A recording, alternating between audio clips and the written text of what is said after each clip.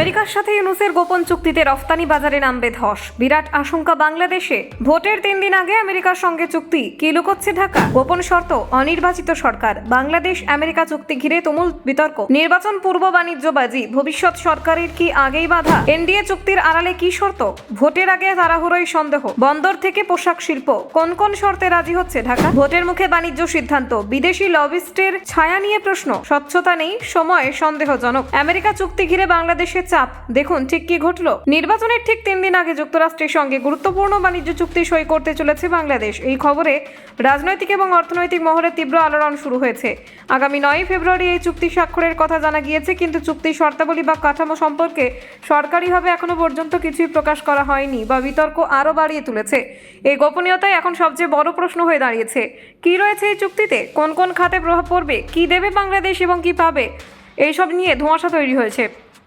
এত বড় একটি আন্তর্জাতিক বাণিজ্য চুক্তি অথচ জনসমক্ষে কোনো তথ্য না থাকায় স্বাভাবিকভাবেই সন্দেহ দাঁড়া বাঁধছে। এই চুক্তি নিয়ে আপত্তির অন্যতম কারণ হলো বর্তমান অন্তর্বর্তী সরকারের অবস্থান।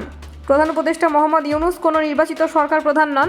বিরোধীদের দাবি, একটি অনির্বাচিত সরকারের পক্ষে এমন দীর্ঘমেয়াদী এবং গুরুত্বপূর্ণ অর্থনৈতিক সিদ্ধান্ত নেওয়ার গণতান্ত্রিক বৈধতা নেই।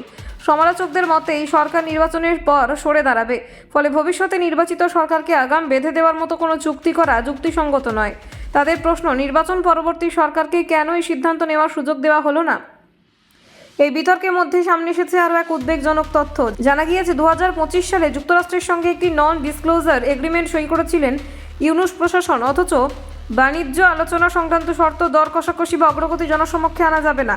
এই নন ডিসক্লোজার এগ্রিমেন্টের কারণে চুক্তি নিয়ে এত গোপনীয়তা তৈরি হয়েছে বলে মনে করছেন অনেকে। নির্বাচনের ঠিক আগে এত তাড়াহুড়ো করে চুক্তি চূড়ান্ত করা হচ্ছে কেন, তা নিয়ে উঠেছে প্রশ্ন। দীর্ঘমেয়াদের প্রভাব কি হতে পারে, তা নিয়ে অনিশ্চয়তা বাড়ছে। এই সিদ্ধান্তের তীব্র সমালোচনা করেছেন বিশিষ্ট অর্থনীতিবিদ এবং জনবুদ্ধিজীবী আনু মোহাম্মদ। সামাজিক মাধ্যমে তিনি প্রশ্ন তুলেছেন, নির্বাচনের আগে বন্দর লিজ, অস্ত্র আমদানি বা আন্তর্জাতিক বাণিজ্য চুক্তির মতো বড় সিদ্ধান্ত কেন নেওয়া হচ্ছে?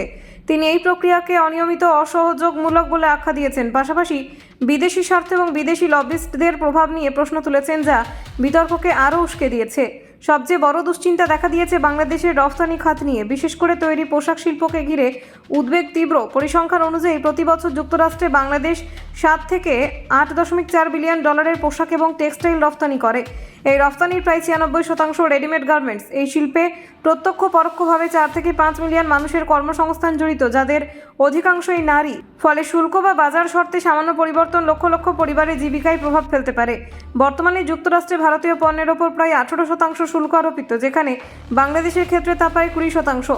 রপ্তানিকারকদের আশা ছিল নতুন চুক্তিতে সেই শুল্ক কমিয়ে 15% করা হবে, কিন্তু চুক্তির শর্ত গোপন থাকায় উল্টো আশঙ্কাও তৈরি হয়েছে। বিশেষজ্ঞদের মতে, যদি ভারতের তুলনায় বাংলাদেশের কম সুবিধা পায়, তবে প্রতিযোগিতা আরও কঠিন হয়ে উঠবে এবং মার্কিন বাজারে অবস্থান দুর্বল হতে পারে।